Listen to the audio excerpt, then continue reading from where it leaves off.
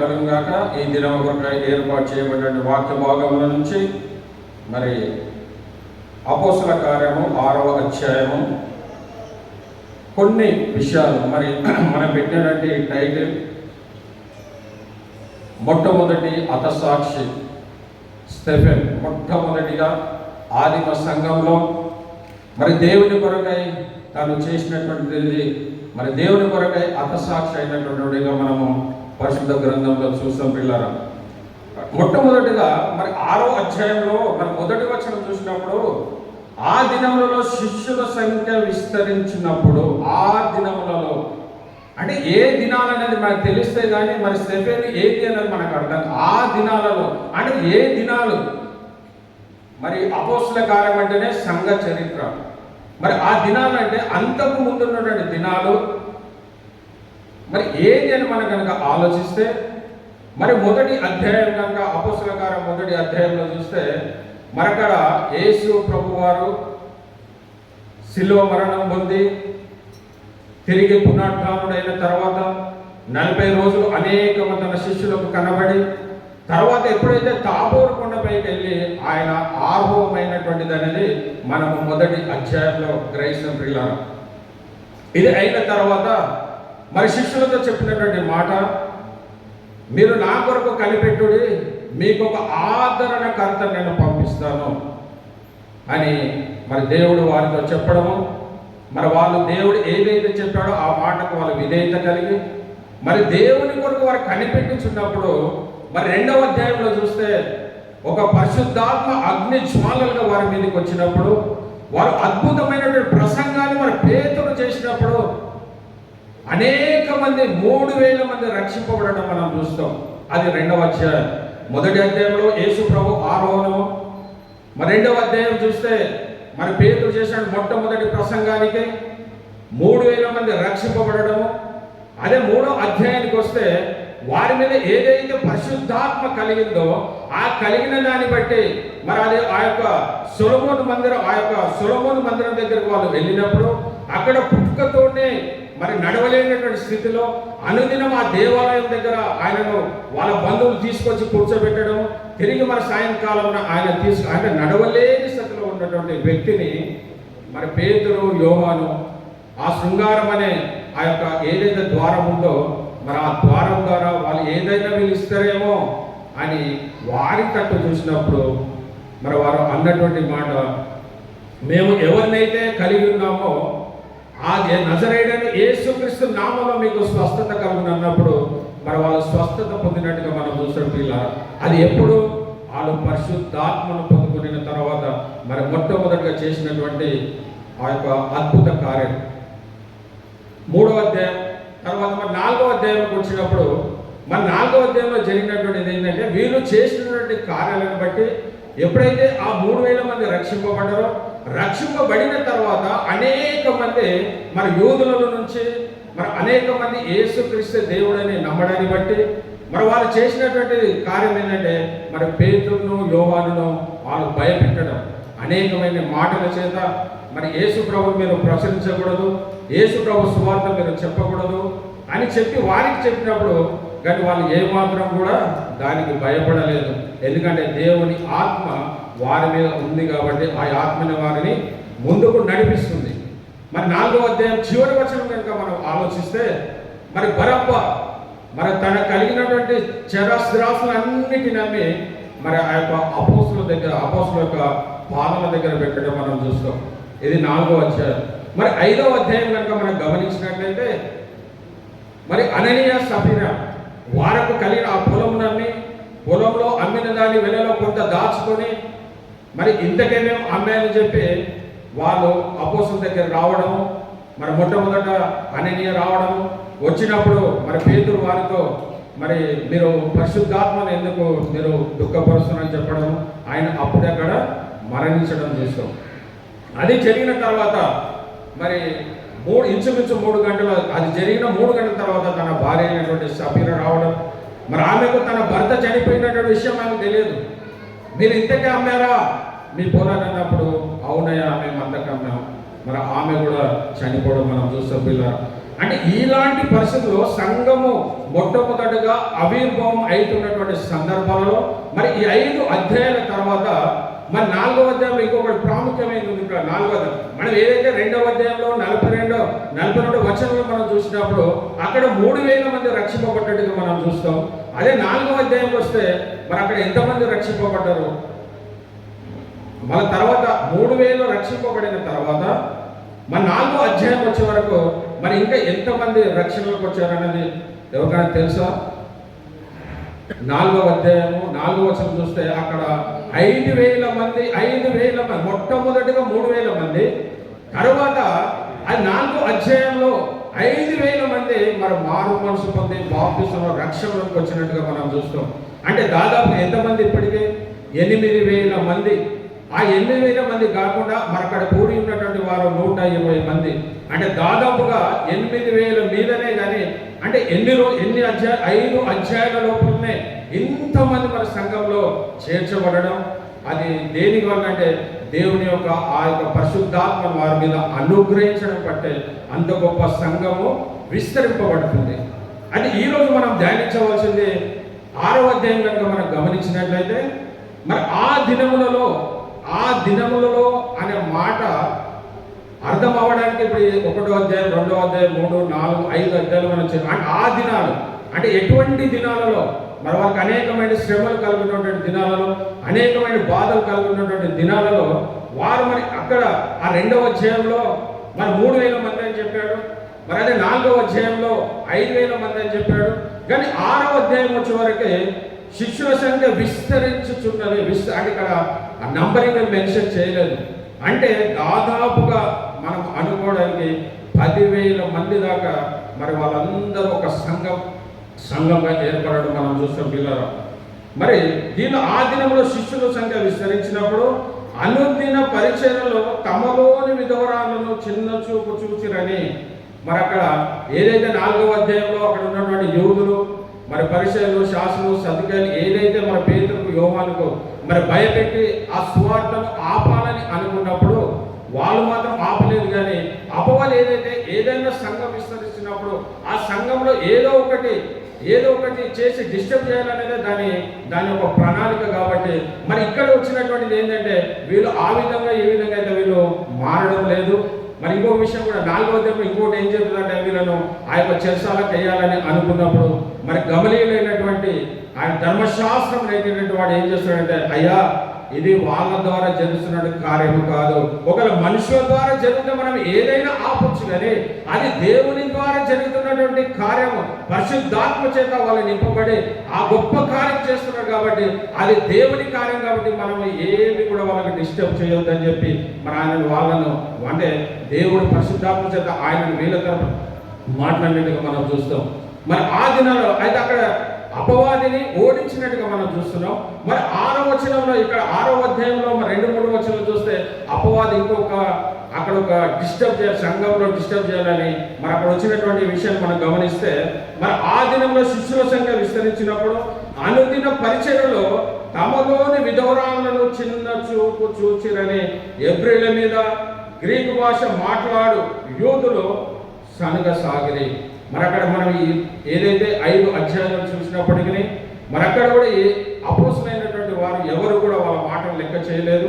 కానీ మరి అపవాది ఏం చేస్తుందంటే సంఘంలో ఏదో ఒకటి సమస్యను సృష్టించి మరి ఏంటి అంటే భోజనం దగ్గర మన సమస్యను క్రియేట్ చేసినట్టుగా మనం చూస్తున్నాం. అంటే చాలా భోజనాల దగ్గర ఏంటంటే మరి ఏదో చిన్నదానికి అనేకమైనటువంటి మరి సమస్యలు రావడము, దానిని బట్టి ఇక్కడ అనేక రకమైన భోజనాలలో కిలుకు పెట్టాలని ఏ విధంగా చేతనైనా మరి సంఘాన్ని డిస్టర్బ్ చేయాలనేదే అపవాది యొక్క కోరిక.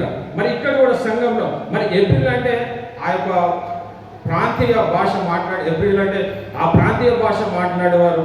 మరి గ్రీకు భాష అంటే వాళ్ళు అనేక దేశాల నుండి వచ్చినటువంటి వారు. మన రెండవ అధ్యాయం కనుక చూస్తే అక్కడ దాదాపుగా 15 భాషలు మాట్లాడేటువంటి వారు కూడా ఆ 2వ అధ్యాయంలో మరి పేతురు ప్రసంగించినప్పుడు మరి 15 దేశాల నుంచి వచ్చిన వారు, ఏదైతే వాక్యం విని రక్షింపబడిన వారు, మారు మనసు పొందిన వారు తిరిగి వాళ్ళ ప్రాంతాలకు వెళ్ళలేదు. కానీ వాళ్ళు ఏం చేశారంటే అక్కడనే ఉండి మరి దేవుని పరిచయంలో కొనసాగుతున్న విషయం. మరి అటువంటి విషయాలలో వీళ్ళు అనుదినము కూడుకున్నప్పుడు మరి ఏదైతే ఏప్రిల్ అనే ప్రాంతంలో ఉన్నటువంటి అంటే లోకల్ ఏప్రిల్ అంటే ఆ ఎస్ఎల్ఎం ప్రాంతానికి చెందినటువంటి వారిగా మరి గ్రీకు భాష మాట్లాడేవారుగా మరి వారు మాకు చిన్న చూపు చూస్తున్నారని చెప్పడము. మరి ఈ విషయం ఎవరి దగ్గర పోయిందంటే మరి అపోస్తుల దగ్గరికి తీసుకెళ్లారు. మరి అక్కడ ఉన్నటువంటి పెద్దలు ఎవరంటే అపోస్తులు కాబట్టి మరి అపోస్తుల దగ్గర పోయినప్పుడు వారికి ఇచ్చినటువంటిది మరి మంచి తలంపు, మరి ఆ గొడవలను ఆ సద్దు పనిగేటట్టు మరి వారు చేసిన మంచి తీర్మానం ఏంటంటే మరి మనం 3వ వచనం కనుక ఆలోచిస్తే, అప్పుడు 12 అపోస్తులు తమ యొద్దకు శిష్యుల సమూహమును పిలిచి, మేము దేవుని వాక్యము బోధించడం అని ఆహారము పంచిపెట్టుట యుక్తము కాదు. కాబట్టి సహోదరులారా, మరి ఆత్మతోనూ జ్ఞానముతోనూ నిండుకొని మంచి పేరు పొందిన 7 శిష్యులను మీలో ఏర్పాటు చేసుకుని. మరి ఎప్పుడైతే అపోస్తుల దగ్గర వెళ్ళినప్పుడు వాళ్ళకు మంచి నిర్ణయం ఏంటంటే, మేము వాక్య పరిచర్యలో మేము ఉంటాం కాబట్టి మరి అక్కడ వాక్య పరిచయం చేసి మేము ఇక భోజనాల దగ్గరికి రావడము అది సరైనది కాదు. కాబట్టి మీలో ఎవరైతే ప్రత్యేకంగా 7 మందిని సెలెక్షన్ చేసుకుని వాళ్ళకు ఉన్నటువంటి లక్షణాలు మరి ఏదో సంఘ పరిచర్య చేయడానికి మనమైతే మామూలుగా అందరం వస్తున్న ఆ పరిచయం చేయాలి. దాదాపు అక్కడ ఉన్నటువంటి సంఖ్య ఏంటంటే 10,000 మందిలో మరి 10,000 మందిలో 7 సెలెక్షన్ చేసుకోవాలంటే ఎంత అంటే వాళ్ళు ఎంత దేవుని యందు భయభక్తులు కలిగి మరి విశ్వాసం కలిగి అటువంటి వారినే ప్రత్యేకంగా ఏర్పాటు వాళ్ళు ఎలా ఉండాలని కూడా చెప్తారు. ఆ 7 ఎవరైతే మరి సంఘ పరిచయం చేయాలో వాళ్ళు ఏ విధంగా ఉండాలనే విషయాన్ని కూడా మరి మనము ఇక్కడ చూస్తాం. వాళ్ళకి కలిగినటువంటి లక్షణాలు మన లక్షణాలు ఏ విధంగా ఉండాలని మరి ఇక్కడ చూసినప్పుడు పిల్లరా మరి వాళ్ళు కాబట్టి సహోదరులారా, ఆత్మతో నిండిన వారు ఉండాలి, మరి జ్ఞానముతో నిండుకొనిన వారు ఉండాలి. ఎవరైతే మరి పని చేయమని కాదు, కానీ మరి వాళ్ళు ఇచ్చిన బోధ చేయడానికి కాదు. ఆ సంఘ పరిచయంలో ఏదైతే 10,000 మంది సంఘంలో ఉన్నారో వీళ్ళు అనుదినం కూడుకున్నప్పుడు వాళ్ళకి భోజనాలు ఏర్పాటు చేయడానికి, వాళ్ళ భోజనాలు అన్ని సక్రమంగా నిర్వర్తించడానికి, ఆ పనిని చేయడానికి మరి ఇక్కడ దాదాపు వాళ్ళు దేనితో నిండుకోవాలంట, ఆత్మతోనూ జ్ఞానముతోనూ నిండుకొనిన వారే సహోదరు 7 మనుషులను మీతో ఏర్పాటు చేసుకోమన్నాడు. అంటే 10,000 మందిలో మరి స్టెఫెన్ రావడము మరి ఆయన ఎంత దేవునికి విధేయత కలిగి మరి దేవుని అంటే 10,000లో మరి ఈయన పేరు రావడం అనేది ఆ 7 సెలెక్షన్ చేసినప్పుడు 7లో మొట్టమొదటి వ్యక్తి ఎవరంటే స్టెఫెన్. మొట్టమొదటి వ్యక్తి ఎవరంటే స్టెఫెన్ పిల్లరా. కాబట్టి అవన్నీ కలిగి ఉన్న వారినే వాళ్ళు ప్రత్యేకంగా ఏర్పాటు మరి బోధ చేయడానికి కాదు, వాక్య పరిచర్య చేయడానికి కాదు, కానీ ఆ సంఘంలో నుండి పరిచర్య కొనసాగించడానికి ఆయన విశ్వాసంతోనూ అదేవిధంగా పరిశుద్ధాత్మతోనూ నిండుకొనిన వాడై మరి ఆయన గురించి మరి సాక్ష్యం ఇస్తున్నటువంటి అపోస్తులు మరి వీళ్ళు ఏదైతే వాళ్ళు చెప్పారో అవన్నీ కూడా మరి ఈ 7 అంటే 10,000కి వెళ్ళి 7 సెలెక్షన్ చేయడం అంటే ఎంత కష్టమో ఆలోచించండి.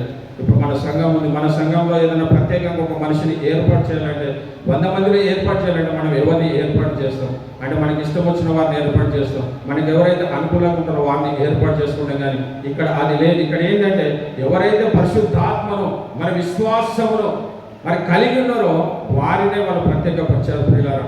కాబట్టి తర్వాత ఎవరు వాళ్ళు 7 అని మనం ఆలోచించినప్పుడు మరి మొట్టమొదటి వ్యక్తి స్టెఫెను, రెండవది ఫిలిప్పు, ప్రొకానోరు, నికానోరు, మరి తీమోను, పర్మెనాసు, మరి యూదుల మత ప్రవిష్టుడును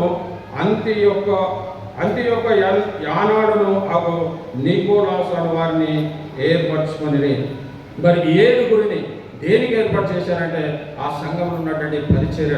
ఇంకోటి ఈ 10,000 మందికి అనుదినం వాళ్ళు మరి ఏదైతే వాళ్ళు భోజనాలు చేస్తున్నారో మరి బర్నబా కూడా అపోస్తుల దగ్గర తన స్థిరాస్తులు అమ్మి ఏ విధంగా ధనాన్ని అపోస్తుల దగ్గర పెట్టారో మరి ఏ విధంగా అయితే అనేక మంది పెట్టారు. అదంతా దేనికనంటే ఇక్కడ 10,000 మంది ఎవరైతే ఉన్నారో వారందరికీ భోజనాలు సిద్ధపరచడానికి ఎవరికెవరు కాదు. కానీ అక్కడ అంటే ఎందుకైనా భోజనాలు పెట్టాలి వాళ్ళకని అంటే వాళ్ళు ఇతర దేశాల నుంచి 15 దేశాలు ఏదైతే ఏదైతే ఆ పెంతెకోస్తు దినాన మరి పేతురు గారు ఏదైతే ప్రసంగం చేశారో అనేక మంది పెంతెకోస్తుకు అక్కడికి వస్తారు కాబట్టి అనేక మంది వచ్చినట్టు 15 దేశాల నుంచి వచ్చినటువంటి ప్రజలు ఆ వాక్యాన్ని విని మారు మనసు పొంది వాళ్ళు అక్కడనే మరి ఉండడం, దానిని బట్టి వాళ్ళకి ఉండడానికి తినడానికి ఆహారం లేదు కాబట్టి మరి అపోస్తుల దగ్గర మరి అక్కడ ఉన్నటువంటి విశ్వాసులు వీళ్ళు ఎవరో కాదు, వీళ్ళు మన సహోదరులే అంటే వాళ్ళకు కలిగిన సమస్తాన్ని అమ్మి అపోస్తుల పాదం దగ్గర పెట్టినప్పుడు మరి అపోస్తులు అన్ని దినము మరి సంఘం కూడుకున్నప్పుడు వారికి ఆహారాన్ని సిద్ధపరచారు. ఏదైతే ఆహారం సిద్ధపరిచిన ఆహారం ఉందో మరి 7 ఏం చేయాలంటే వాళ్ళందరికీ క్రమమైన రీతిలో మరి ఆహారాన్ని సిద్ధపరిచి మరి ఆహారాన్ని పంచిపెట్టడం ఇలా ప్రత్యేకమైన బాధ్యత. మరి ఈరోజు మనము ఈ యొక్క 7 మొట్టమొదటి వ్యక్తి అయినటువంటి మరి స్టెఫెన్ గురించి మరి కొన్ని విషయాలు ఆయన కలిగినటువంటి మాటలు మరి ఆయన ఏ విధంగా మరి దేవునిలో కొనసాగిన విషయాలు మనము చూస్తాం పిల్లలు. మరి 8వ వచనం చూస్తే మరి ఈ 6వ వచనం చివరి భాగం కనుక చూస్తే దేవుని వాక్యము ప్రబలమై శిష్యులు సంఖ్య యెరూషలేములో బహుగా విస్తరించను. మరి యాజకులలో అనేకులు విశ్వాసమునకు లోబడి మరి ఆ యొక్క సమాజ మందిరంలో సేవ చేసి అందరూ కూడా మరి యేసే నిజమైన దేవుడు అని చెప్పి మరి పేతురు చేసినటువంటి ప్రసంగానికి యాజకులు కూడా మారిపోయినట్టుగా మనం చూస్తున్నాం.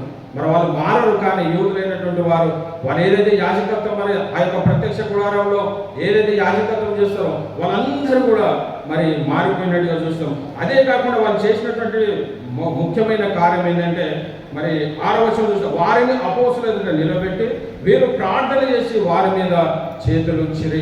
మరి అపోస్తుల దగ్గరికి వెళ్ళి ఆ కృపావరాలు ఏవైతే మనం పొందుకోవాలనుకుంటే ఆ రోజుల్లో డైరెక్ట్ ఎవరైతే అపోస్తులు వాళ్ళ మీద చేతులు ఉంచి ప్రార్థన చేస్తారో వారికి ఆ కృపావరాలు మరి వారి ద్వారా దేవుడు వారికి అనుగ్రహించేవాడు పిల్లలు. మరి ఆ కృపావరాలు అంతకు ముందే మరి విశ్వాసంలోనూ పరిశుద్ధతలోనూ నిండుకున్న మరి ఆ యొక్క స్టెఫెను తిరిగి ఎప్పుడైతే వాళ్ళు తన మీద చేతుల నుంచి అపోస్తలుల చేతుల నుంచి ప్రార్థించినప్పుడు మరి ఇంకా ఆయన ఆ కృపావరాలు 9 కృపావరాలలో మరి దేవుడు ఆ కృపావరాలు వరకు అనుగ్రహించినట్టుగా ఏదో ఒక అన్ని కాకపోయినా ఏదైతే మనం చూసినట్లయితే మరి ఆయన చేసినటువంటి అనేకమైన అద్భుత కార్యాలు మరి యేసు ప్రభు ఏ విధంగా అయితే మరి ఆ శిలువ మరణం పొంది ఆయన ఏ విధంగా కలవరలో మాట్లాడినట్టుగానే తన స్వభావంలోనికే మరి స్టెఫెన్ మాట్లాడినట్టుగా చూస్తాం. యేసు ప్రభు ఏదైతే శిలువలో పలికాడో మరి యేసు ప్రభుని ఏ విధంగా అయితే యూదులు ఆటంకపరిచారో మరి స్టెఫెన్ విషయంలో కూడా అదే యేసు ప్రభు కలిగినటువంటి ప్రతిని కూడా మరి ఈ స్టెఫెన్ కూడా సేమ్ యేసు ప్రభు ఏదైతే అనుభవించాడో మరి యేసు ప్రభు ఏదైతే మరి ఆయనను వాళ్ళు ఆటంకపరచారో అవన్నీ కూడా అంటే వీళ్ళిద్దరిని కంపారిజన్ కనుక చేస్తే మరి సేమ్ రిలేటెడ్గానే ఉంటాయి. ఆయన యేసు ప్రభుకి ఏదైతే నిందలు పొందాడో మరి యొక్క స్టెఫెన్ కూడా నిందలు పొందినట్టుగా మరి ఏదైతే వాళ్ళు ఏది చూసినప్పటికీ మరి తనలో అనేకమైన యేసు ప్రభును పోలి నడుచుకున్నట్ల మరి అపోస్తలుడైన పౌలు మరి కొరింథీయులకు రాసినటువంటి ఆ 11వ అధ్యాయము మరి మొదటి వచనం చూస్తే మనని యేసుక్రీస్తును పోలి నడుచుకున్నట్లు మీరు నన్ను పోలి నడుచుకోండి. ఎంత ధైర్యం కలిగినటువంటి మాట అది.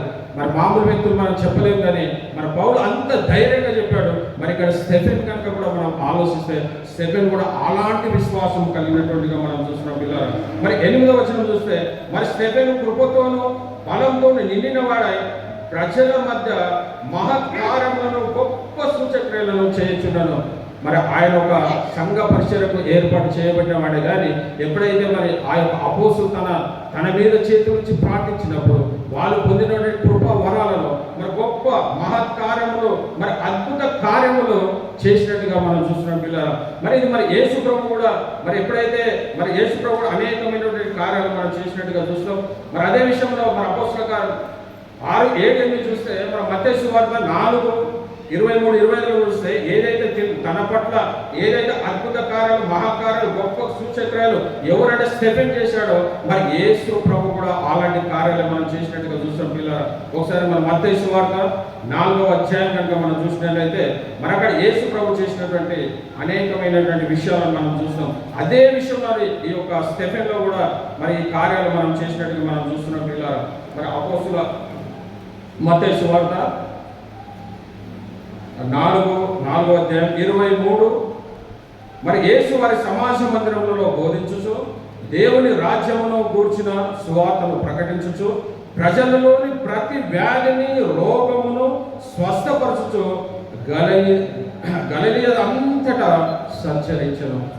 మరి ఏదైతే యేసు ప్రభు ఏ అద్భుత కార్యాలు అయితే చేశాడో మరి స్టెఫెన్ కూడా అలాంటి కార్యాలు చేస్తున్నాడు పిల్లారా.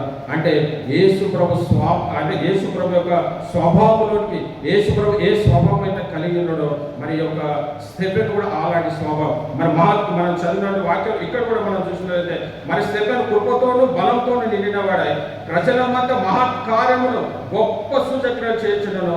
అప్పుడు మరి ఎప్పుడైతే ఈ సూచక్రియలు మరి చేశాడో మరి ఎప్పుడైతే అనేక మంది మనం పై వచనం చూస్తే శిష్యుల సంఖ్య విస్తరించింది అన్నాడు, కానీ మరి కిందికి వచనం కనిపిస్తే మరి బహుగా విస్తరించని అంటాడు. మరి అది ఎక్కడంటే మరి 6వ లాస్ట్ భాగంలో చూస్తే మరి దేవుని వాక్యం ప్రబలమై శిష్యుల సంఖ్య యెరూషలేములో బహుగా విస్తరించను. అంటే దినదినానికి ఏమవుతుందంటే మరి యేసు ప్రభు నమ్మినటువంటి అనేక సంఖ్య పెరుగుతుంది. ఎప్పుడైతే ఆ సంఖ్య పెరుగుతుందో అక్కడ ఉన్న వారందరూ కూడా ఏం చేస్తారంటే మరి ఆయన యుద్ధకు వచ్చి ఆయనతో డిబేట్ చేయడానికి వస్తారు. మరి ఇది కరెక్ట్ అని ఎవరెవరు వచ్చారనే విషయాన్ని కనుక మనం గమనిస్తే మరి ఇక్కడ 8వ వచనము మరి స్టెఫెను కృపతోనూ బలంతోనూ నిండినవాడే ప్రజల మధ్య మహత్కారము గొప్ప సూచక్రియలు చేయించినారు. అప్పుడు తిబెర్తీయులు అనబడిన సమాజంలోను, కురేనీయుల సమాజంలోను, అలెగ్జాండ్రియా సమాజంలోను, కిలికియ నుండి ఆసియా నుండి మరి వచ్చిన వాళ్ళు కొందరు వచ్చి స్టెఫెనుతో తరికించిరి. మరి అనేక మంది ఎప్పుడైతే ఈ యొక్క సంఘము విస్తరించినప్పుడు అక్కడ ఉన్నటువంటి యూద సమాజ మందిరము అని అంటే మరి అప్పుడు యూదులు ఏదైతే వాళ్ళు దేవుని ఆరాధించాలంటే మనం క్రైస్తవమైనటువంటి మనము ఈ మందిరంలో ఏ విధంగా మనం ఆరాధిస్తామో మరి యూదులు ఆనాడు ఆ సమాజ మందిరంలో వాళ్ళు ఆరాధించేవారు. అటువంటి ఆరాధించే వాళ్ళు వీళ్ళు ఎవరంటే ధర్మశాస్త్రాన్ని మరి బోధించినటువంటి వారు, ధర్మశాస్త్రాన్ని బోధించేటట్టు వారు వాళ్ళందరూ వచ్చేటంటే మరి స్టెఫెన్ చేస్తున్నటువంటి తప్పు, మరి ఆయన ఆ యేసు ప్రభు దేవుడు కాదు అని చెప్పి అనేక మంది ఆయన కట్టు యేసు వైపు తిప్పుతున్నాడు అని చెప్పి వాళ్ళు వచ్చి ఆయనతో డీపేట్ కూర్చుంటున్నారు పిల్లలు. అంటే మనం ఇక్కడ ఒక విషయం మనం గమనించినట్లయితే మరి ఆనాడు నుంచి కూడా మరి సంఘంలో 2000 సంవత్సరాల క్రితం ఏదైతే ఆదిమ సంఘంలో జరిగినటువంటి ఇన్సిడెంటే మరి ఈరోజు 2025లో కూడా మరి అవే సంఘటనలు జరుగుతున్నాయి. కానీ మనం ఏమనుకుంటాం, అయ్యో అట్లనే జరిగింది అనుకుంటాం. మన ప్రవీణ్ పగడాల గురించి ఆలోచిస్తే మరి ఆదిమ సంఘంలో అనేక మంది అపోస్తులందరూ కూడా ఏమైనా హతసాక్షులయ్యారు. దాదాపు 12 మంది శిష్యులు అయినప్పటికీ మరి దానిలో సహజ మరణం పొందినటువంటి వ్యక్తి ఎవరంటే మరి అపోస్తులైనటువంటి యోహాను మాత్రమే. మిగతా 11 మంది కూడా మరి హతసాక్షులైనట్టుగా మనం చూస్తున్నాం పిల్లలు. కాబట్టి ఆనాడు నుంచి ఈ రోజు వరకు కూడా అదే కొనసాగుతుంది. కానీ మనమేమని ఇదేదో కొత్తగా అవుతుంది, ఇది కొత్తగా జరుగుతుందని కాదు. కానీ ఎక్కడైతే జరిగినప్పటికీ అక్కడ ఇంకా విస్తారంగా మరి ఆ యొక్క మరి పరిచయంలోని కానీ అనేక మంది మరి రక్షణలోనికి రావడానికి, అనేక మంది మారుమనసు రావడానికి ఇటువంటి దేవుడు అలాంటి వారిని మరి తన యొక్క పరలోక రాజ్యానికి పెంచుకుంటాడు పిల్లలు. కాబట్టి అంటే మనం ఏదో కొత్తగా అయిందని కాదు, కానీ మనకు ఒక బైబిల్ ఈ యొక్క అపోస్తుల గ్రంథం ఏంటంటే సంఘ చరిత్ర. ఒకవేళ సంఘ చరిత్ర ఈ అపోస్తుల గ్రంథం మొత్తం కనుక చదివితే నీకు ఆనాడు ఏవైతే జరిగిన 2020 సంవత్సరాల క్రితం ఏదైతే జరిగిందో మరి ఈ రోజు కూడా అవే జరుగుతున్నాయి. కాబట్టి మనం దాని గురించి ఏదో జరిగిందని కాదు, కానీ దేవా ఏది చేసినప్పటికీ దాని వెనుకల తనకు ఒక ఉద్దేశం కలిగి ఉంటుంది. ఆయన ఉద్దేశం లేకుండా దేవుడు ఏ పని కూడా చేయడు. కాబట్టి తన వలన మన ప్రవీణ్ గారు మరణించాడంటే తన వలన ఇంకా అనేక మంది అలాంటి వారు అనేక మంది దేవుడు లేవనెత్తవచ్చు. మరి ఇక్కడ మనం చూసినట్లయితే మరి ఎప్పుడైతే ఇక స్టెఫెన్ చంపిన తర్వాత మరి ఫిలిప్ను కూడా దేవుడు లేవనెత్తి మన సమయంలో మధ్య గొప్ప పరిచయం చేయడానికి దేవుడు ఎన్నుకున్నాడు. ఈరోజు ప్రవీణ్ గారి స్థానంలో ఇంకా దేవుడు ఇంకా గొప్పవారిని ఎవరైనా ఎన్నుకోవచ్చు. అది ఆయన చిత్తమై ఉన్నది. మనమేమనుకోండి, అదే ఎందుకు దేవుడు నమ్ముకున్నాడు కదా మరి ఎందుకు ఆయన మరణించాలి అని మనం అనుకుంటాం, కానీ అది దేవుని చిత్తమై ఉన్నది. కాబట్టి మరి ఆనాడు జరిగినటువంటి విషయాలే మరి ఈ రోజు మనకు జరుగుతున్నాయి పిల్లలు. మరి ఎప్పుడైతే వాళ్ళు వచ్చిన తర్వాత అనేకమైనటువంటి విషయాలు మరి వాళ్ళతో తర్కవాదం అంటే డిబేట్. మరి ప్రవీణ్ గారు నేను మన యూట్యూబ్ చూసినప్పుడు మంచి జ్ఞానంగా అంటే ఖురాన్ గురించి చెప్తున్నాడు. ఆయన మహాభారతం గురించి ఏది తీసుకున్నా అవలీలగా మరి ఈ సిల్వ మీద ఉన్నటువంటి అనేకమైన డౌట్లన్నింటినీ కూడా మరి యేసుప్రభు 3 రోజులు సమాధి దాన్ని కూడా వేసిపోయి ప్రతిదీ కూడా అపార వాక్చాతుర్యం కలిగినటువంటి గొప్ప దైవజనుడు పిల్లలు. కాకపోతే దేవుని చిత్తం ఏమైందో మనకు తెలియదు, కానీ దేవుడు తనను మరి తన యొక్క సన్నిధికి పిలుచుకున్నాడు. తీసుకున్నట్టుగా మనం చూస్తున్నాం.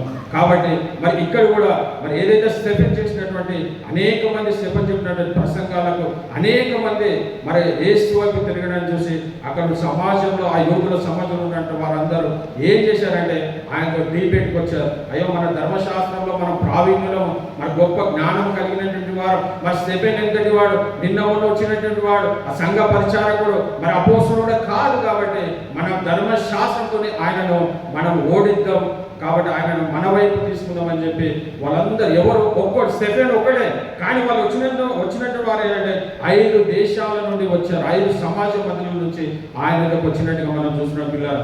ఎప్పుడైతే మరి 10వ వచనం చూస్తే మరి మాటలాడటంలో అతడు అగపరిచిన జ్ఞానమును అతనిని ప్రేరేపించిన ఆత్మను వారు ఎదిలింపలేకపోయి, వాళ్ళు 5 మంది వచ్చినప్పటికీ ఈయన ఒకే ఒకడు స్టెఫెన్ కానీ మరి ఆయనకు దేవుడు మాటలకు అగపడిన జ్ఞానము అతన్ని ప్రేరేపించిన ఆత్మను, మరి స్టెఫెన్ మీద ఏంటంటే దేవుని యొక్క ఆత్మ ఉంది కాబట్టి వాళ్ళు 5 మంది వచ్చినప్పటికీ మరి వాళ్ళెవరు కూడా తనతోని జయించలేనటువంటి వాడు, గొప్ప వాక్చాతుర్యం కలిగినటువంటి వాడు, మరి ధర్మశాస్త్రంలో ఎరిగినటువంటి స్టెఫెను మరి దాదాపుగా మనం మీకు 7వ అధ్యాయం కనుక ఆయన మొదలు పెడితే మొదటి వచనం నుంచి 50వ వచనం వరకు పాత నిబంధన అంతా కూడా ఆయన అంతవరకు వివరిస్తారు. పాత నిబంధన మొత్తం మనకి మీరు సమయం ఉన్నప్పుడు అది 7వ అధ్యాయం చదివితే మరి అద్భుత రీతి ఉంది. 7వ అధ్యాయము మొదటి వచనం నుంచి మొదలు పెడితే ఆయన వాళ్ళు వచ్చినటువంటి ఎవరైతే 5 ఆ సమాజ మందిరంలో వచ్చినటువంటి 5గురిని బట్టి ఆయన మాట్లాడుతున్న విషయాలు ఏంటంటే మొత్తం అబ్రాహాము మొదలుకొని మరి దాదాపు 50 వరకు పాత నిబంధన మోషే గురించి, యాకోబు గురించి, మరి అందరి గురించి వివరంగా వాళ్ళకి చెప్పాడు. చివరిగా మరి 52వ వచనం నుంచి ప్రభు అయినటువంటి యేసు క్రీస్తే అని ఆయన వాళ్ళకు మనం వివరించినట్టుగా మనం చూసిన పిల్లలు. కాబట్టి ఎప్పుడైతే మరి 12వ వచనం ప్రజలు పెద్దలను శాస్త్రం రేపి అతని మీదకి వచ్చి అతనిని పట్టుకొని మహాసభ యుద్ధకు తీసుకొని పోయి అబద్ధ సాక్షులను నిలువబెట్టిరి. మరి ఏదైతే వాళ్ళ ధర్మశాస్త్రంతో మరి స్టెఫెనును మేము ఓడించాలని వచ్చారు, కానీ వారి వలన కాలేకపోయింది. ఎందుకంటే ఆయన పైన దేవుడు పెట్టినటువంటి ఆత్మ మన స్టెఫెన్ పైన ఉంది కాబట్టి వాళ్ళు 5గురు అయినప్పటికీ ఓడించలేరు. కాబట్టి ఇప్పుడు వాళ్ళకి వచ్చినటువంటి నెక్స్ట్ తలం ఏంటంటే ఏదైనా చేయాలి, మరి ఈయనను మనం ఏదో రకంగా మరి ఈయనను ఆయన ఒక నేరం మోపాలని చెప్పి మరి ఆయన మీద నేరం మోపినట్టుగా చూస్తాం పిల్లలు. మరి 13వ అతన్ని పట్టుకొని మహాసభ యుద్ధకు తీసుకొని పోయి అబద్ధ సాక్షులను నిలబెట్టి వారు ఈ మనుషుడు ఎప్పుడునూ ఈ పరిశుద్ధ స్థలమునకు మన ధర్మశాస్త్రము విరోధంగా మాట్లాడుచున్నాడు. మరి ఈ నజరేయుడైన యేసు ఈ చోటును పాడు చేసి మోసే మనకిచ్చిన ఆచారములను మార్చునని వీడు చెప్పగా మేము అంటే ఇదంతా ఆయన చెప్పలేదు, కానీ వాళ్ళు అనవసరమైన అబద్ధ మాటలు. మరి ఏదైతే స్టెఫెన్ విషయంలో మరి వీళ్ళు అబద్ధాలు మాట్లాడారో మనం అదే విషయం కనుక మనం ఆలోచిస్తే ప్రభు అయినటువంటి యేసు క్రీస్తు విషయంలో కూడా మరి వాళ్ళు అదే అబద్ధాలు అన్నట్టుగా మనం మత్తయి సువార్త 22:15 చూస్తే మరి వాళ్ళు కూడా ఏదైతే స్టెఫెన్ ఎడల వాళ్ళు ఏదైతే నేరం మోపారో మరి అదే నేరాన్ని మరి యేసు ప్రభువు కూడా ఆ నేరాన్ని అనుభవించినట్టుగా మనం చూసి 22వ అధ్యాయం 15వ వచనం కనుక మనం ఆలోచించినట్లయితే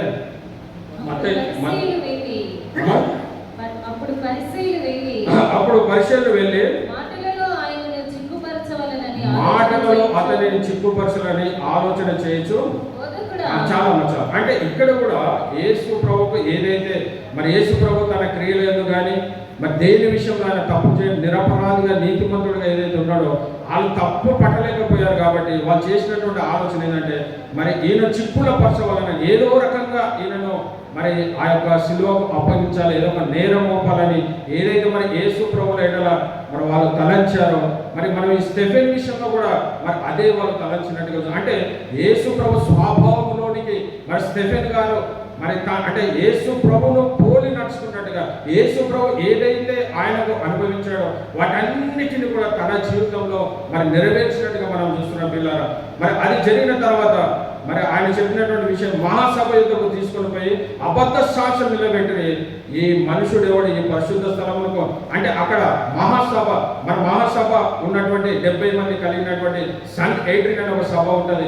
ఆ సభ ఏంటంటే మన భౌతికంగా మన లోకానుసారంగా ఆలోచిస్తే మరి ఢిల్లీలో ఉన్నటువంటి సుప్రీంకోర్టు ఎలాగో మరి వాళ్ళకి ఆ సన్ ఎయిట్రిన్ సభ అలాంటి తీర్మానం అక్కడికి తీసుకెళ్ళి మరి అనవసరంగా ఆయన మీద మరి నేరం, ఆయన చెయ్యని నేరానికి ఆయన మీద నేరం మోపినట్టుగా చూస్తాం. మరి యేసు ప్రభు కూడా మరి ఎవరైనా వచ్చి తనపైన చేసినటువంటి అనేకమైన కార్యాలను మరి ఎవరు కూడా తనకు సాక్ష్యం చెప్పలేకపోయారు, కానీ ఇద్దరు వ్యక్తులు వచ్చి ఆయన మీద సాక్ష్యం యేసు ప్రభు ఏమనంటే ఈయన దేవాలయాన్ని పడగొట్టి మరి 3 దినములలో మరి తిరిగి కట్టానని చెప్పిండు. ఆయన చెప్పింది ఏంటంటే తన గురించి తను చెప్పాడు, నేను మరణించి తిరిగి 3వ దినమున లేస్తానని చెప్పాడు. కానీ వాళ్ళు దాని అంటే మందిరము అనగానే అనేక మంది మరి ఆపోజిట్గా ఎవరికైనా మందిరం అంటే మరి దానికి ఏదైనా చేయడానికి సిద్ధపడతారు. కాబట్టి అది ఒక నెపము వారి మీద మోపి మరి యేసు ప్రభువును సిలువకు అప్పగించినట్టు మరి ఇక్కడ కూడా మరి ఈ యొక్క స్టెఫెన్ కూడా ఏదైతే నేరం మోపి మరి సిలువకు అప్పగించలేదు. కానీ మరి 7వ అధ్యాయంలో మరి మనం చివరిగా 59వ వచనం కనుక చూస్తే మరి అక్కడ ఈ 54 చదవడం వారి మాటలు విని కోపంతో మండిపడి అతనిని చూచి పన్ను కొరికిరి. అంటే ఎందుకు వీళ్ళు కోపపడడానికి కారణం ఏంటన్నప్పుడు ఆయన 51వ వచనంలో వాళ్ళని కూర్చున్న ముష్కరులారా అని ఎవరిని ఆ వచ్చినటువంటి 5 సమాజంలో వచ్చినటువంటి వారిని ఇంతవరకు మరి దేవుని యొక్క ఆ యొక్క పాత నిబంధన అంతా వివరించిన తర్వాత కూడా మరి కృత నిబంధన చెప్పినప్పటికీ వాళ్ళు ఎలా ఉన్నారంటే ఇంకా నమ్మలేనటువంటి స్థితిలో ఉన్నారు. కాబట్టి అప్పుడు ఆయనకు వచ్చినటువంటి ముష్కరులారా, హృదయంలోని చెవులను దేవుని వాక్యమునకు లోపరుచుకుని వారులారా, మీ పితరుల వలె మీరును ఎల్లప్పుడూ పరిశుద్ధాత్మను ఎదిరించుతున్నారు. మీ పితరులు ప్రవక్తలలో ఎవరిని హింసింపక ఉండిరి, ఆ నీతిమంతుని రాకను గురించి ముందు తెలిసిన వారిని చంపిరి. మరి ఆయనను మీరు ఇప్పుడు అప్పగించి హత్య చేసిన వారైతే. ఇది యేసు ప్రభు గురించి మరి ఇంతకు ముందు 50 వచనం వరకు పాత నిబంధన వివరించాడు. మరి యొక్క ఈ 53వ వచనం నుంచి 53వ ప్రభు అయిన యేసు క్రీస్తు మీరు ఆయనకు దేవునికి మీరు అప్పగించారు. ఏదైతే ముష్కరులారా మీరు ఉదయంలో చెవులను మరి దేవుని వాక్యమును లోపరుచుకునే వారు అన్నప్పుడు ఈ యొక్క వాళ్ళ కోపం ఎక్కడ వచ్చిందంటే మరి ఆయనను ఆ యొక్క రాళ్ళను కొట్టి చంపడానికి ఆ మాటలు అన్నందుకు వాళ్ళు ఇంకా కోపము తెచ్చుకొని వారి మాటలు విని అంటే మాట కోపంతో మండిపడి అతన్ని చూసి పన్ను కొరికి. అయితే అతడు పరిశుద్ధాత్మతో నిండుకొనిన వాడై ఆకాశం వైపు తేరి చూసి దేవుని మహిమను మరి యేసు దేవుని కుడిపార్శ్వమందు నిలిచి ఉండుట చూసి మరి నిజంగా యేసు ప్రభు మన పరలోకంలో మరి కుడిపార్శ్వమందు ఎప్పుడూ సింహాసనం మీద కూర్చొని ఉంటాడు. కానీ మరి ఇక్కడ మనం చూసినట్లయితే యేసు ప్రభు లేచినట్టుగా చూసినట్లుగా ఒకసారి చదవండి. ఆకాశం తేరి చూసి దేవుని మహిమను మరి యేసు దేవుని కుడిపార్శ్వమందు నిలిచి ఉండుటను చూసి మరి యేసు ప్రభు ఏంటంటే నిలిచి ఉండుటను చూసినాడు. కానీ మనం అక్కడ కనుక ఆలోచించినట్టయితే యేసు ప్రభు కూర్చున్నట్టుగా ఉంటుంది. అంటే ఈ యొక్క మరణానికి మరి దేవుడు కూడా మన సమ్మతిని కాదు, కానీ అక్కడైతే ఏమి లిఖించబడలేదు. కానీ మరి చాలా మంది ఈ యొక్క బైబిల్ స్కాలర్ చెప్పే మాట ఏంటంటే అది బైబిల్ గ్రంథంలో లేదు. కానీ ఏదైతే స్టెఫెను మరణం వలన మరి అపోస్తులైనటువంటి ఏదైతే సౌలుగా ఉన్నటువంటి వ్యక్తి మరి దాని వలన మార్పులోనికి ఆయన మార్పు చెందిండు. మరి ఆయనకు దేవుడు దర్శనం అవడం అది ఓకే, కానీ లేఖించబడి ఒకవేళ అలాంటి మరణం వల్ల ఇంకోటి ఆయన చంపినప్పుడు మరి దీనికి నేనే సమ్మతి అని చెప్తాడు. ఎప్పుడైతే ఆయన రాళ్ళతో కొట్టినప్పుడు మరి 59వ వచనం చూస్తే కవును కూర్చు మొరపెట్టచ్చు, యేసు ప్రభువా నా ఆత్మను చేర్చుకోమని చెప్పాను పలుకుచుండే వారు అతన్ని రాళ్లతో కొట్టిరి. అతడు మోకాలుని ప్రభువా వారి మీద ఈ పాపము మోపకుమని గొప్ప శబ్దంతో పలికాను. ఈ మాట పలికి నిద్రించను. సౌలు అతని సావునకు సమ్మతించాను. మరి స్టెఫెన్ మరి ఎప్పుడైతే చనిపోయినప్పుడు దానికి నేనే మరి సాక్ష్యం ఉన్నట్టుగా మరి సౌలు ఇక్కడ అంటే పౌలుగా మార్గం ఉందో సౌలు చెప్తున్నటువంటి మాట ప్రియులారా. కాబట్టి అది జరిగిన కాలం తర్వాత మరి అనేక మంది ఆయన మరణం ద్వారా మరి 8వ అధ్యాయం చూస్తే మన యేసు ప్రభు కలువరిశిలలో మరి ఏదైతే మాటలు పలికాడో మరి ఈయన కూడా అదే మాటలు పలికినట్టుగా మనం చూస్తున్నాం. మరి ప్రభువా మరి యేసు ప్రభు నా ఆత్మను చేర్చుకోమని మరి దేవుడు కూడా పలికినటువంటి మా తండ్రి నీ చేతికి నా ఆత్మను అప్పగించున్నాను. ఏదైతే కలువరిశిలలో ప్రభు అయిన యేసుక్రీస్తు పలికాడో మరి అదే మాటలు స్టెఫెను కూడా మరి అదే ప్రభువా మొరపెట్టు యేసు ప్రభు నా ఆత్మను చేర్చుకోమని మరి స్టెఫెను పలుచున్న వారు అతను రాళ్లతో కొట్టురి. అతడు మోకాలని ప్రభువా వారి మీద ఈ యొక్క పాపము మోపకమని. నిజంగా ఎంత అద్భుతమైనటువంటి మరి స్టెఫెన్ ఒక సంఘ పరిచారకుడే మరి గొప్ప ప్రవక్త మరి గొప్ప కానప్పటికీ మరి ఒక అపోస్తుడు కానప్పటికీ తనలో ఉన్నటువంటిది ఏంటంటే మరి వారి మీద ఏ మోపకు అంటాడు.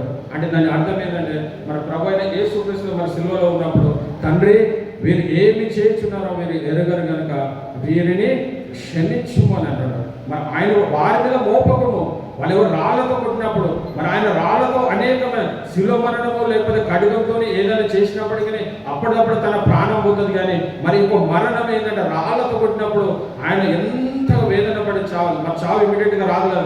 ఒక ఖడ్గం తీసుకుంటే ఇమీడియట్ చనిపోతాడు, ఉరి శిక్ష తీస్తే ఇమీడియట్ అయిపోతుంది. కానీ ఈయనకు అలాంటి శిక్ష కాదు. కానీ మరి ఈయన చేసినప్పుడు శిక్ష ఏంటంటే రాళ్లతో అక్కడ ఉన్న వారందరూ ఒక్కొక్క రాయి తన ముఖం మీద పడుతుంటే తన శరీరం అంతా కూడా ఒక జల్లెడకి ఏ విధంగా రంధ్రాలు ఉంటాయి, తన యొక్క శరీరం అంతా కూడా ఆ రాళ్ళ చేత అయినప్పటికీ అలాంటి స్థితిలో ఉన్నప్పటికీ ఆయన చేసినటువంటి అద్భుత మోకాల మీద ఉన్నాయి.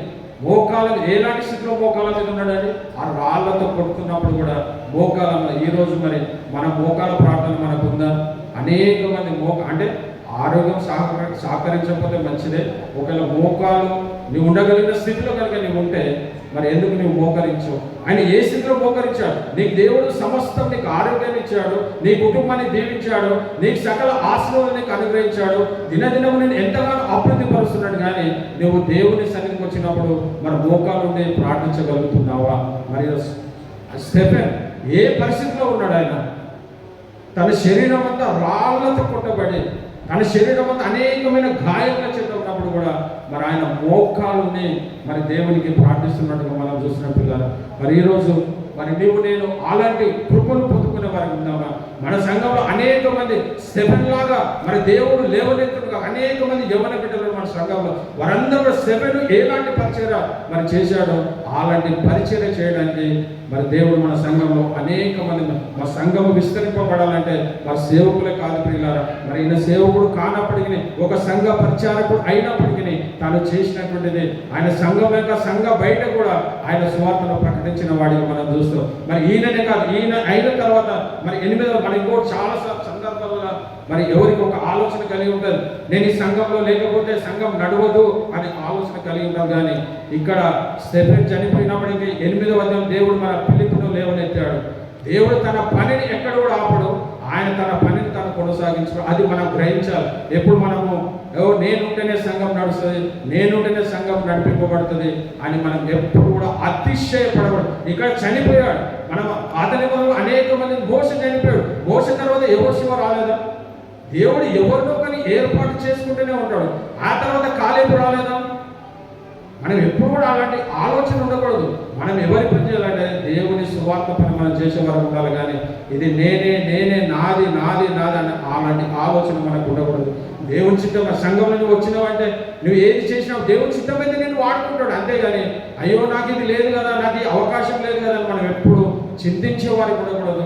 ఒకరిని వాళ్ళని పొందుకోవాలంటే దేవుని సభ మోకాలను ప్రార్థిస్తే దేవుడు తప్పకుండా నేను ఒక ఉన్నతమైన స్థితిలో నిలబెడతాడు. మరి ఒక స్టెఫెన్ గురించి మనం చూసినప్పుడు ఆయన ఏంటంటే మామూలు సంఘ పరిచారకు ఏర్పాటు చేయబడిన వ్యక్తి. కానీ ఆయన దగ్గర యేసుప్రభుని బంధించడానికి అనేకమైన దేశాల నుంచి ఏ విధంగా అయితే తనను బంధించడానికి చూశారో మరి స్టెఫెన్ కూడా అంటే యేసుప్రభు స్వభావంలోనికి మరి యేసుప్రభు స్వారూప్యంలోనికి మరి స్టెఫెన్ వచ్చాడు. కానీ మరి నువ్వు నేను యేసుప్రభు ఆ యొక్క స్వభావానికి మనం వస్తున్నామా? మన జీవితాలను మనము పరీక్షించుకున్నాం పిల్లారా. ఎందుకనంటే మనం ఎన్ని రోజులు ఈ లోకంలో జీవించినప్పుడు ఏదో ఒక రోజు మరి దేవుని మనం నిద్రించిన వారిని. కానీ ఎప్పుడైతే నువ్వు దేవుని నిద్రిస్తావో నీ ఆత్మ దేవుని యొక్కకు వెళ్ళినప్పుడు మరి నీ గురించి దేవుడు సాక్షి బల నమ్మకమైన మంచి దాసుడా. మరి ఏదైతే 5 తలాంతులు ఇచ్చాడు, 2 తలాంతులు ఇచ్చాడు, 1 తలాంతు ఇచ్చాడు, 5 తలాంతులు కలిగిన వాడు 10 తలాంతులు చేశాడు. మరి దేవునికి ఏదో తలాంతు ఇచ్చాడేమో, ఆ తలాంతును దేవుని సన్నిధిలో వాడబడతలేవేమో. మనకి దేవుడు బలా నమ్మకమైన మంచి దాసుడు అని అంటాడా? అన్నాడు. ఇంకో విషయం కూడా చెప్తున్నా, అక్కడ 5 తలాంతులు ఏదైతే ఇచ్చాడో 5 తలాంతులు 10 తలాంతులు చేశాడు. మరి ఆయన భలే నమ్మకమైన మంచి దాసుడు అన్నాడు. ఇది ఓకే. మరి రెండో విషయం 2 తలాంతులు ఇస్తే 4 అంటే ఆయన కంటే తక్కువ చేసినప్పటికీ మరి ఈయన కూడా దేవుడు ఇచ్చినట్టు ఏంటంటే మన బల నమ్మకమైన మంచి దాసుడు అన్నాడు. కానీ మన లోపల తారతమ్యాలు మనకు అవసరం లేదు, మన లోపల భేదాభిప్రాయాలు మనకు అవసరం లేదు. దేవుని చిత్తమైతే ఆయన పరిచయం మనల్ని వాడుకుంటాడు. కానీ మనం ఒకటే దేవుని ప్రభువా నీ చిత్తమైతే నన్ను వాడుకొని ప్రార్థించే వారికి ఉండాలి. కానీ మన కలహాలు మరి మన లోపల ద్వేషాలు అవి ఉండకూడదు పిల్లలు. ఏమైనా ఆశ ఒకటే, ఎవరు చెప్పినా ఏది చేసినా సువార్త ప్రకటి ప్రకటించబడాలి. ఆ సువార్త ద్వారా అనేక మంది రక్షణలోనికి రావాలి. ఆ ఆశ కలిగి ఉండాలి. కానీ మరి మనమే అనే ఆలోచన మనకు ఎప్పుడు ఆ విధంగా ఉండకూడదు పిల్లలు. కాబట్టి చివరిగా మరి దీని కనుక మనం ఈయన కలిగినటువంటి కొన్ని లక్షణాలు చూసి మరి ఆ లక్షణాలు మనము పొందుకోవడానికి మరి దేవుడు మరి సమయం కూడా కాబట్టి ముగించుకుందాం. మరి ఈయన గురించి ఒక 7 విషయాలు కనుక మనం 6 విషయాలు కనుక మనం గమనిస్తే మరి ఈయన సంఘ పరిచారకులలో ఒకడు. సంఘ పరిచారక మరి నేను సంఘంలో మరి ఏ విధంగా ఉన్నామో సంఘ పరిచారకుడే.